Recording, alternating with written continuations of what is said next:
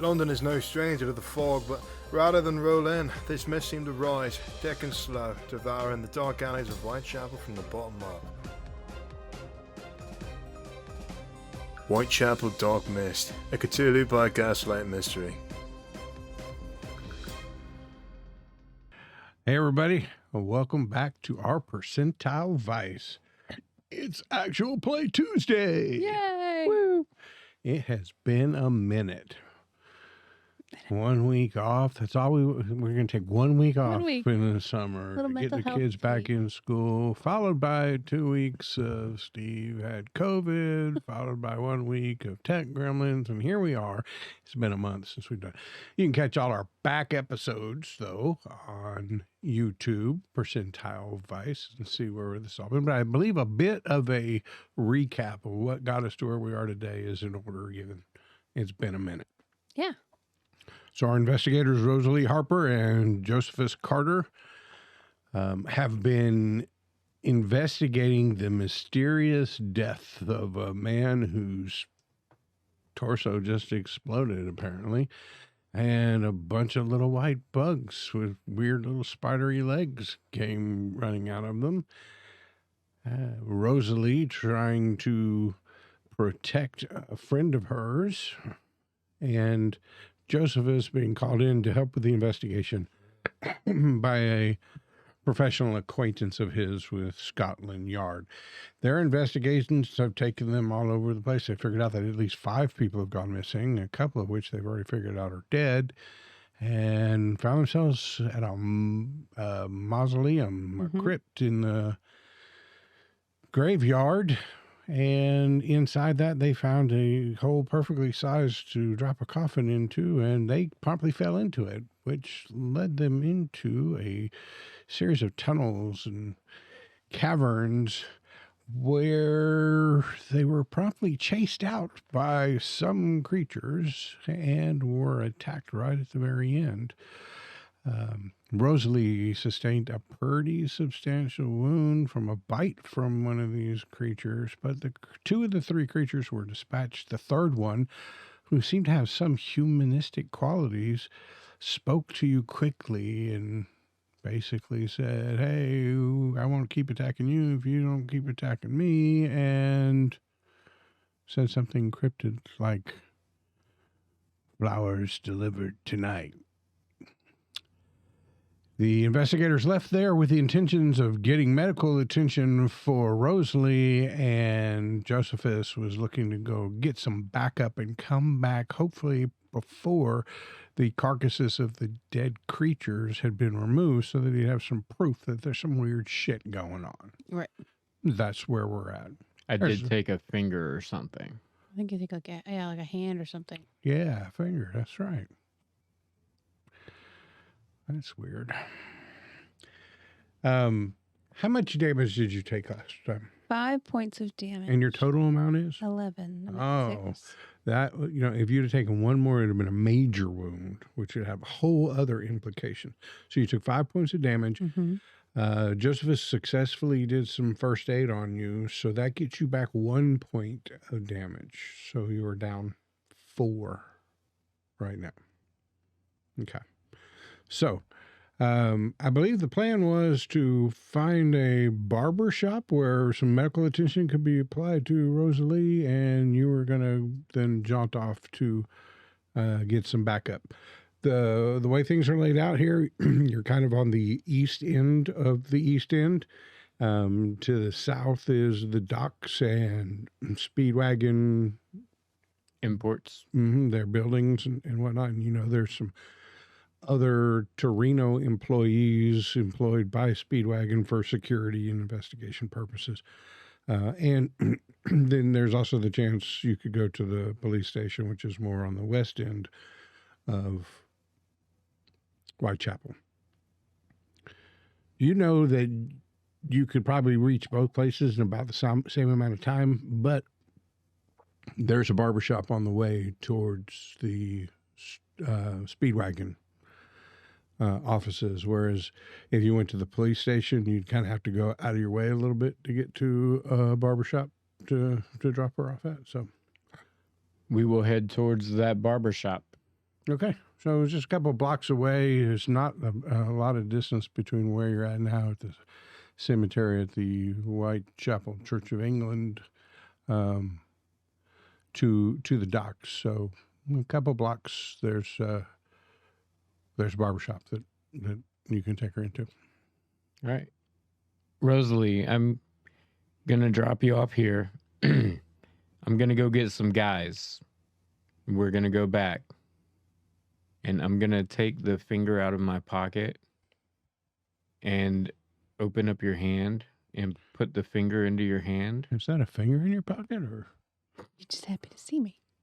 And I'm going to say, if something happens and we don't make it back, make sure Probst gets this. It won't exonerate your friend completely, but it's one step closer. Mr. Carter, are you sure?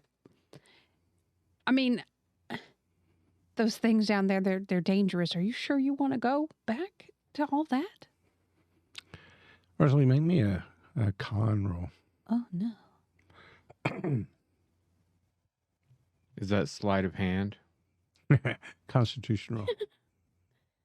Good one, John. Yeah. I rolled a 99. Okay.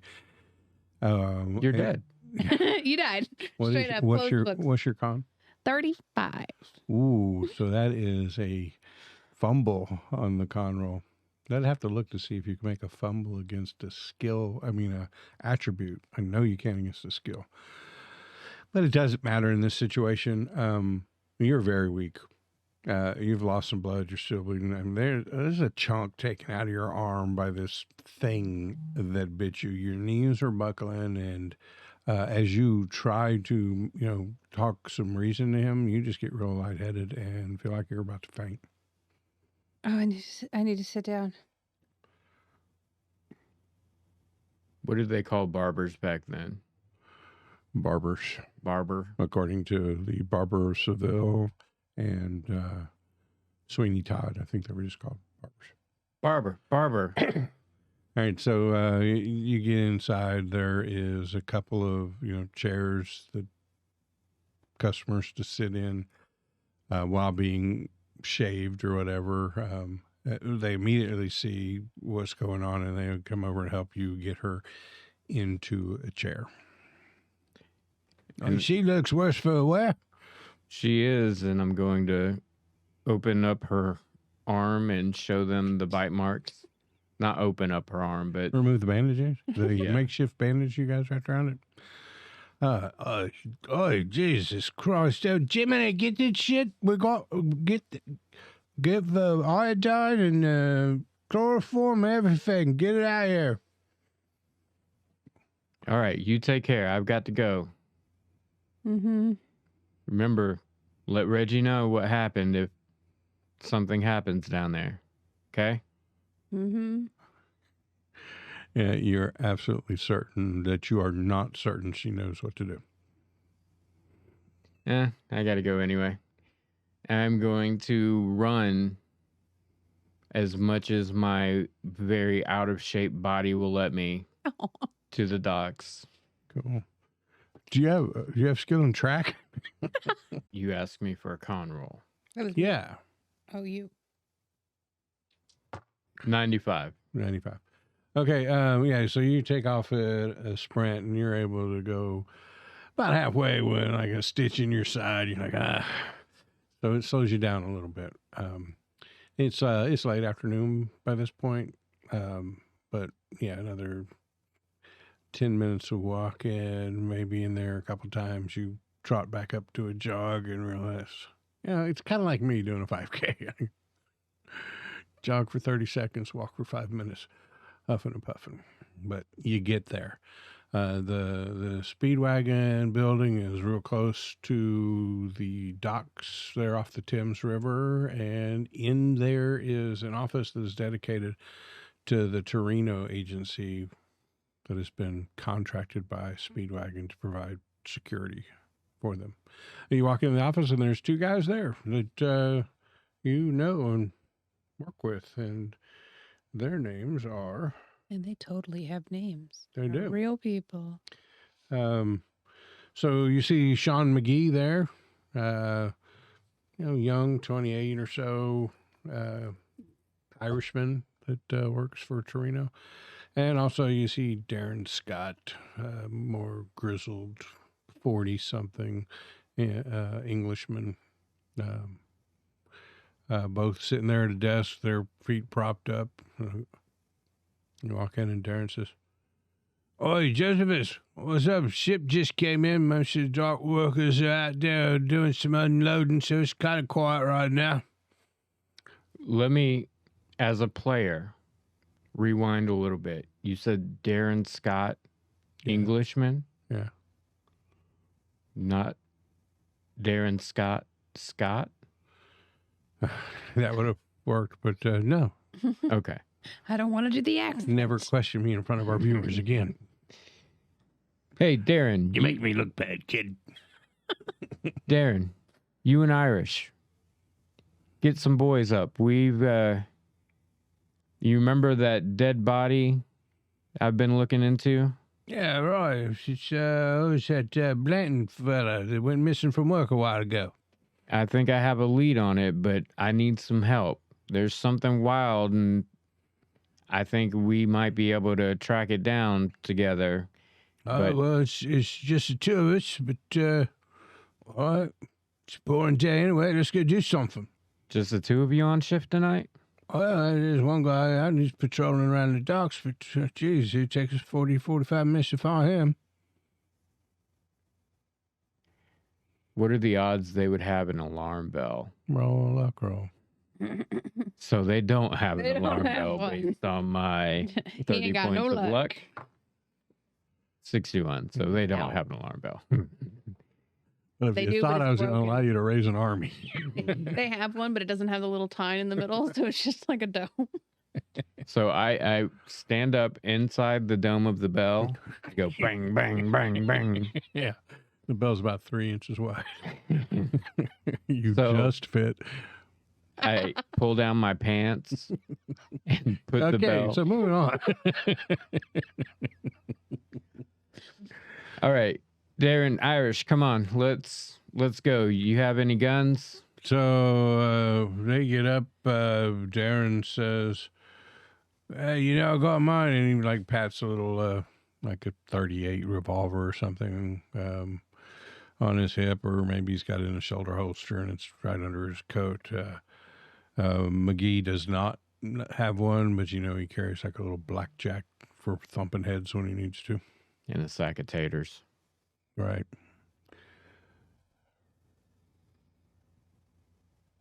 So they're up. They're ready to go. All right, let's go. And I would like to lead them back. Obviously not trying Anything to else run. you want while you're here at the office?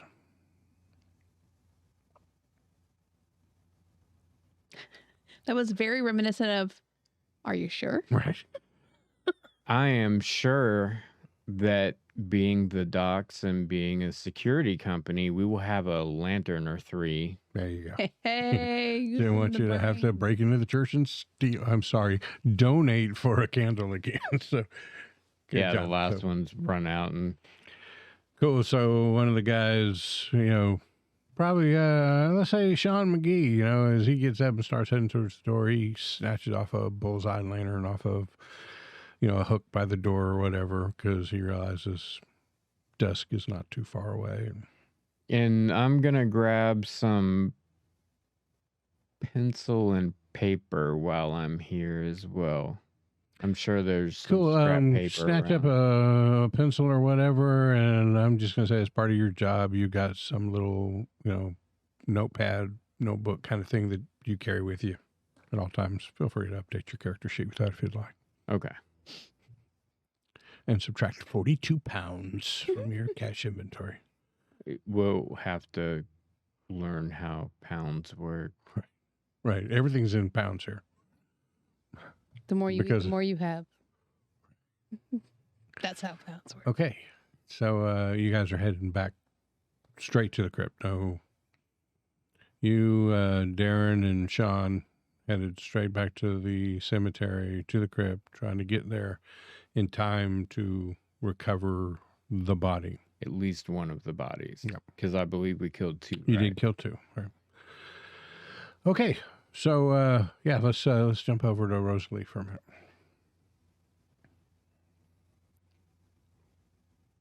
Rosalee, you feel fine. Oh. You feel absolutely fine. You're standing on Whitechapel Road.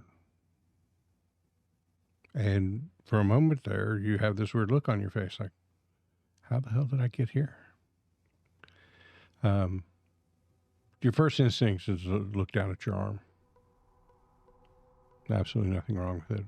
As you look up from your arm, you realize you're standing right in front of a shop on Whitechapel Road. And the shop is Curiosities and Collectibles. And the shop is set up in such a way that there's a large pane, glass window, one on either side of the door. And on one of the windows, it says, like in a banner, Curiosities. And on the other side, it says Collectibles. And maybe there's an ampersand on the door. Curiosities and Collectibles. And you're staring into this window, and you can see your reflection. And just for a second, you're trying to remember how you got here.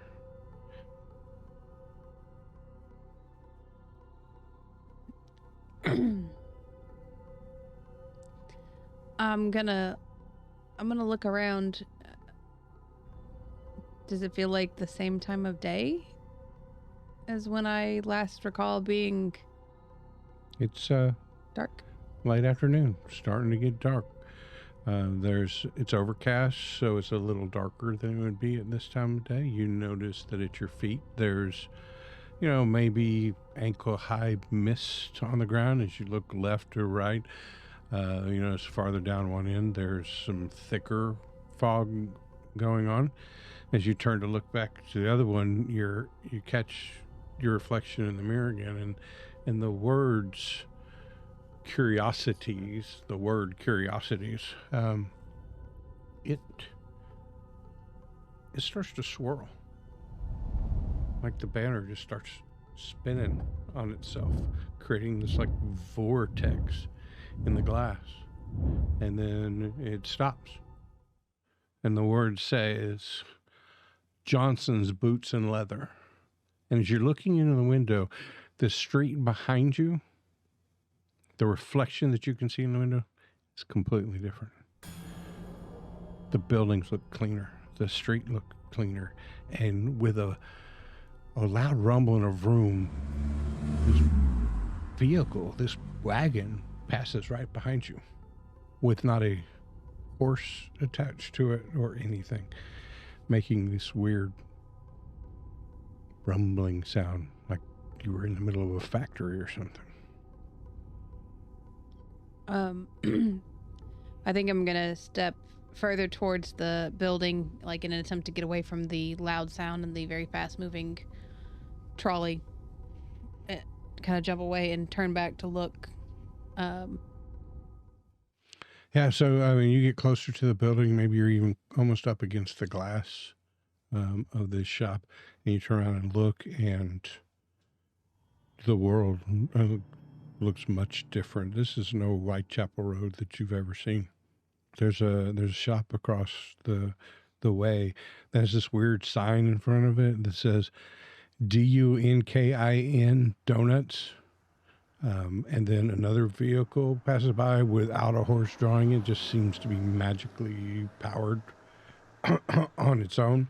You're not totally unfamiliar with the concept, right? There are trains, whatnot in your town, but you see some people walking on the street wearing really strange clothing that you haven't seen before, and everything looks much cleaner than it did before. And behind you, you hear tapping on the glass. I'm gonna turn around and You turn around and the words Johnson's Boots and Leather starts spinning, creating this vortex into the window. And then it seems to come out, and next thing you know, you feel yourself being pulled into this vortex, and the scenery in front of you changes. It's no longer a shop. You're standing on a road, and the road goes out in front of you and curves a little bit to the left, but it doesn't just curve, it turns over, corkscrews off into the distance in this weird landscape, twisted, and you're looking at it, and then you realize that you're feeling a sense of motion. That it isn't just the road in front of you does this weird loop-to-loop. The road you're on is spinning, and you're feeling it too. Give me a dexterity roll. You feel immediately that you've got to climb to your right and grab onto something, or you're going to slip off the edge. 17, which is a hard success. Okay, you grab the edge of this road and pull yourself up on it, and then you see the bottom side of the road coming as this road just continues to corkscrew, and you're like climbing over it, trying to always stay on the top part. Give me a sanity check. Yeah, gladly. Oh, 57. I had to beat a 59. That was very close. Okay, this is weird as shit, but there's got to be a logical explanation for this. The road finishes turning over, and you're climbing, so you're now on this part of the road that is no longer like paved or whatever. It's like dirt, and like you see roots poking up from below through this road, and then the road, the underside of the road, crack happens, and that crack runs right between your legs. Is it coming from behind me? No, just the earth is starting to crack. Oh. Right underneath you. I'm going to look behind me and in front of me. Is it cracking all the way down, or can I see areas where it's not cracking? Yeah, you can see areas where it's not cracking. It appears to be just splitting right where you're at. I'm going to step to one side, to the right side. Sure, give me a dex roll. A 60, that's a success. Okay. Yeah, you're able to step to one side, and the crack widens in this road. It kind of goes diagonally from one side of the road to the other, and the road just kind of breaks apart. You're standing on one part of the road, and you're watching the other part start to slip away, and you notice then that the edges of the crack, they start crumbling and falling, and so the crumble of the road is coming towards you and your footing. I'm going to take full tilt, run away from the fissure, the other direction. Okay, so you turn and start running. As you run as fast as you can, then the road, you didn't run to the end of the road, just the road stops being. It didn't end, it just stopped being. And now you feel yourself falling through the air, down, looking down at a very jagged landscape. Right? It's like pointed rock structures coming up, and they have this weird geometry to them. Like they'll jut up and then take a 90-degree turn, and it's weird, and you're falling straight down towards these weird jagged rocks. Give me another sanity roll, please. I failed at 88. Okay.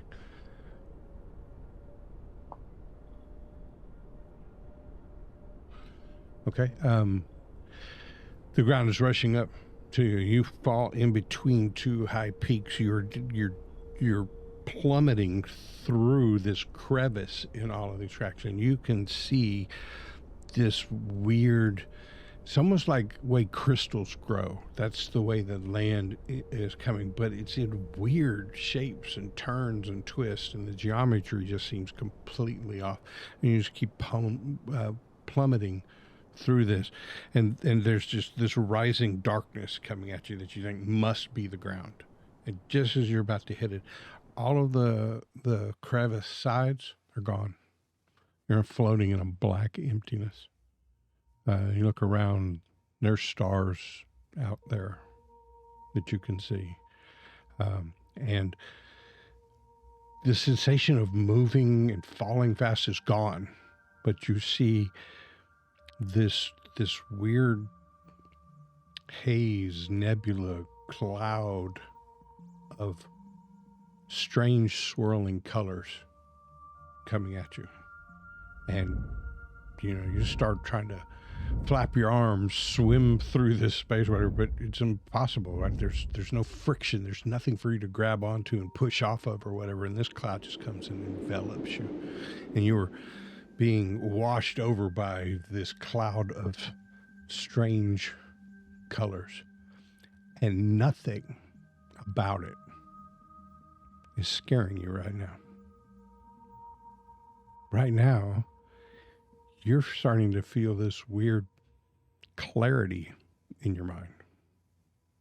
Like you're beginning to understand all of this. Can't quite put your finger on it. But just as you have that thought that I'm understanding this, and you start putting your mind to work on how am I understanding, what exactly am I understanding, you're standing right in front of a shop that says curiosities and collectibles. And the reflection in the mirror of the glass is Whitechapel Road behind you. Dirt in the roads, brown cobblestone, brown buildings. It's all real drab. The fog may have come up a little bit. And through the window, you see this dark shape from inside the shop come up and start tapping on the window. And you look down where he's tapping, and there's a word painted on the window that wasn't there before. It says choose. It's tapping. Tapping. Tapping insistently. Keep tapping at that word, like drawing your attention to that word. Tap, tap, tap. And then you feel the presence of somebody beside you. And they say, Rosalee, what is that? Rosalee, what is that? Rosalee, what is that? Rosalee, Rosalee, Rosalee. You open your eyes and you're sitting in a barber shop with a gentleman standing over you, shaking you slightly, maybe even tapping your face, going, Rosalee, Rosalee, wake up, Rosalee. And a gentleman behind him going, what is that? What is that? And you can still hear the tapping. Tap, tap, tap. And you realize it's coming from your handbag or a pocket of your dress. I'm going to place my hand over the pocket. You feel the small jar that contains that one little insect that is constantly banging against the side wall of the jar, trying to get out. As you look down, you see that your arm is bandaged. You get 3 points of health back from the medical care you received. I think you're still a point or two down. 1 point. Since it's just regular wounds and not a major wound. You can't utilize medicine or first aid anymore on those wounds, but it'll heal at the rate of 1 point per day. Okay. What is that? Gentlemen, I thank you so much for your help. I really have to go. I'm gonna start like fishing for, a couple pounds out of my. Please take this. I appreciate everything you've done. I have to go. You really ought to take it easy for a minute. We had to apply some chloroform to, kind of get you to where you wouldn't feel what we were doing. We had to stitch some stuff up. There's quite a bit of flesh. I mean, there's only so much we could do, but it's bandaged up real well. But you probably ought to, I don't know, ride it out for a few more minutes until we're sure that the chloroform is worn off? No, I'm sure I'm fine. I'm great. Here, take this. You guys have a wonderful evening. You've done a great service to me today, and I won't forget it. But I really have to go, and I'm going to get up and I'm going to start booking for. Okay, so as you get up, I need you to make a sanity roll for the whole experience. A 61. My sanity is a 59. Okay. 1d6 of sanity. Yikes. A 6. Ouch. It explodes, so roll it again. Different game. No. That would suck, wouldn't it? But that is... Isn't it when you do more It than is more than 5. 5 in a go? Yeah. Well, let me grab my handy dandy. I spilled water on it. Luckily, water doesn't stain. It just makes it look So like you took more than 5. So give me an intelligence roll. This is one of those where you want to roll higher than it because you want to not understand what happened to you. Mm-hmm. I did. I rolled a 69, and my intelligence is a 55. Nice. Nice. Okay. So your mind is working heavily at just repressing all of that as just a dream. And maybe it's one of those situations where almost as soon as you wake up, you're having trouble remembering a dream. So it doesn't seem all that weird. It happens all the time. So with some protestations from the barber and whatnot, eventually you're able to get up. You give him a few bucks. The incessant tapping inside your pocket of the bug against the glass wall of the little container he's in is just incessant. Yeah. As you get up to go out, you look through the large plate glass window of this. Across the street, you see a man in a large overcoat, trench coat, and a hat. Most all of them is covered. Give me a spot hidden roll, please. A 7, which is an extreme success. Extreme success. Okay. What you notice about this guy is that his face is almost featureless, right? You couldn't say the nose is a little crooked, the eyes are too close together, the lips are thin, none of that. You couldn't say any of that stuff about him. It's just like if somebody drew the most plain mannequin face that you could ever, that's what you see. There appears to be no eyebrows on this guy. There are no laugh lines around the mouth. There are no worry lines on the forehead. No wrinkles on him. That are very smooth and nondescript. And if the eyebrows are any indication of what's underneath the hat, appears to be hairless. And as you step out the door, he starts to step backwards and kind of slinks back into an alley and out of your view. I'm going to pull out the little bug and see if he's like...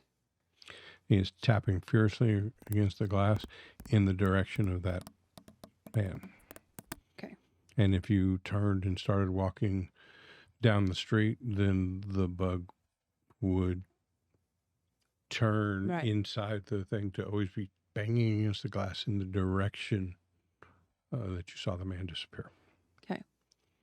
Well, me being a lady of the night of the streets, I'm going to try to make my way towards where he's at without just like stomping across the road at him. Absolutely. So give me a stealth roll.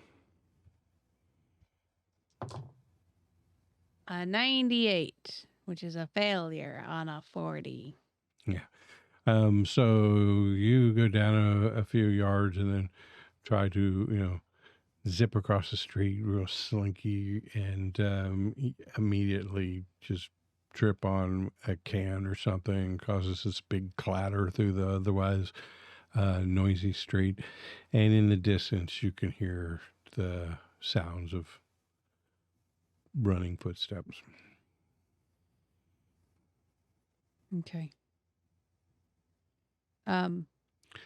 As those footsteps run away from you, the bug in the jar is still banging against the side, but less insistently.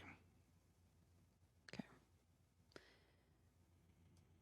I'm going to take note of where I am on the street, like where I saw him and what alley he went down. Mm-hmm. But I'm not going to try to pursue on my own because that's not a smart choice. Cool. Well, let's go back to the Torino toughs. Torino toughs. I'm out of breath. I did too much talking there. See, I told you this is a confession of a mediocre DM. But I was living the story. All right. So you and Sean and Darren are zipping your way towards the cemetery. Fog has started to build up. It's probably down around your shins, but temperature's dropping. Sun is setting, clouds overhead, creating just the right conditions for the fog and whatnot. So, why don't you give me a con roll to kind of determine, how well you're able to keep up some speed to get there. It's kind of going to give a basis of how long it takes you to get there. 26 to a 66 is a hard success. Great. Now give me one roll for your two buddies, and let's put both of their cons at 60. I'm going to use different dice for this one. Okay. 90. Okay. Sean McGee, 28-year-old Irishman, he's keeping up with you, but 42-year-old Darren Scott, he's put on some pounds over the years. Slowing you down a little bit. So are you gonna pace with him, or are you and Sean gonna rush ahead and let him catch up? Let's pace with him. Okay. Because he's got a gun. All right, so it's going to take you a few extra minutes to get there. It is not dark, but we're well into dusk, maybe a little past dusk. Still a little just like light bluish purple sky visible to the west, but to the east it's pretty dark, making, what's a good cemetery scene without some fog and some darkness, right? Right. That's what you're dealing with. So you're at the cemetery. All right. What you do. Irish, Darren, we have to go in this mausoleum. There's a hole. Don't drop down into the hole. Lower yourself down. Don't fall in. Be careful. And then once we get down there, there should be a couple bodies. If they've been moved, then we need to look for them. Okay. So Irish, since you don't have a gun, you can take point with the lantern. And then Darren and myself will have guns ready. Whenever we find something, we may have to use them. So if it doesn't look like me or Irish, Darren, pull the trigger. Okay. Well, I ain't got no problem pulling the trigger. So, let's do this thing. So you guys get up to the mausoleum. The door, I believe, you guys left cracked open. Easily push in with the lantern. Your two friends are easily able to make out the outline of the rectangle that is the hole in the floor. So no rolls necessary to see if anybody fell in. So you're in the mausoleum at the hole, standing around it. All right, let's go down. Darren, help me and Irish in, and we will help you down once we're flat-footed. Okay. I said it's only about 6 or 7 foot hole, like your standard. Let's dig a hole for a coffin kind of thing. So you guys are not much hassle getting down. Darren, Sean probably scoffs at it, and this young, spry 28-year-old body just jumps down there and puts a hand up. Either you old men need a hand down? I'm just going to have to go with American because I cannot do an Irish accent. Sure. And I'll go ahead and go down. And once I get down in quite an urgent tone, I'm going to say, Irish, put the lantern on that spot right there. And I'm going to point exactly where one of them went down. Yeah. So this hole is 6 foot deep, probably 8 foot long, 4 feet wide. You can point just about anywhere and be pointing at a place that one of those things went down. Not a lot of room here, if you guys remember from your close quarter fight. But you shine the light down there, and there is not a body there. But give me a spot hidden roll. 87. Compared to 60. So it's a fail. You want to push it? No. Okay. I am going to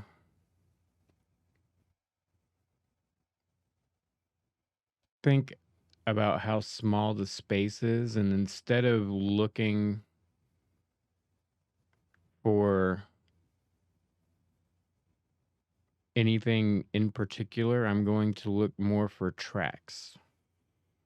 Cool. And knowing that these things are pretty big, pretty hefty, I'm going to assume that they probably got dragged out. So I'm looking for that kind of drag line. So given that discussion that you just gave, and the fact that this is a very small area, it's not like you're looking over a large field, you can make a track roll with a bonus dice. Good, because my track is a lot lower than my Yes. spot hidden. He doesn't do a lot of running. Right.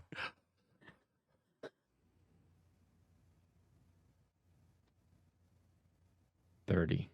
What's your track? 30. Nice. Okay. You absolutely see drag marks on the floor where bodies have been dragged back into the tunnel that is on the far end of this hole, the tunnel that you guys went through previously. So you could probably make out 4 distinct drag marks that are like heels being dragged through. They may overlap a little bit because the tunnel's not that wide. There's probably even some big wide track marks, like couldn't get this big thing up all the way off the ground, and his butt was dragging as well. But they look pretty fresh. Is there any spot with like 2 heels where it would make me think that maybe Cthulhu was carrying them? Sorry. Give me a no roll with a penalty dice that you even know who Cthulhu is. A no roll that's just an NO roll. Right, it's a no roll. No. It's a no roll. Either way, it's no. No roll. Make a no roll. Guaranteed success. You don't know. No.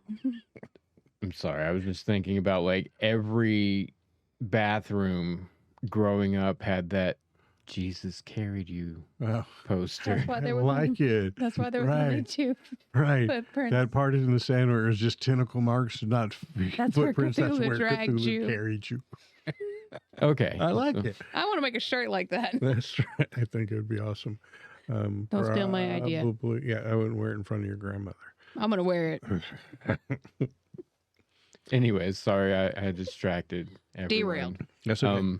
So they go off into the tunnel. And you'll recall from your first visit that this part of the tunnel is not real long and then opens up into that kind of branching circular room cavern that had several tunnels off of it. You went down the right side tunnel the last time as far as then it started branching off into a bunch of things and your candle started getting low. So you know that you probably got 20 or 30 yards in this tight little tunnel before it opens up into that kind of round cavern room. Did you say there was any blood or any other kind of fluid in the tracks? You had an extreme success? No, you I had a regular. Yeah. In this light, you really can't tell. Okay. Irish, you see these tracks here, and I'm going to point out the striations in the dirt. You see them? Yeah. Well, we need to take that light, and we need to use that light to follow them as far as we can. So, you were talking to Sean? Yeah. The Irishman? Yeah. I forgot you had a nickname for him. So 28 years old, young, dumb, full of vim and vigor. He looks at this really tight space that you guys are standing in, and he looks at this really tight tunnel that's the only way out. Says, I think I could follow those tracks with my eyes closed, but sure, let's do it. And so he's got the lantern and his blackjack in the front. He hears the baying of dogs in the distance, and they're killing me, Smalls. right. There's the door. So you guys are going to head down the tunnel? Yes, sir. Okay. And I'm specifically going to try to follow the tracks because we didn't really know where to go when it started branching off before. I'm specifically going to try to follow the tracks through the branching corridor.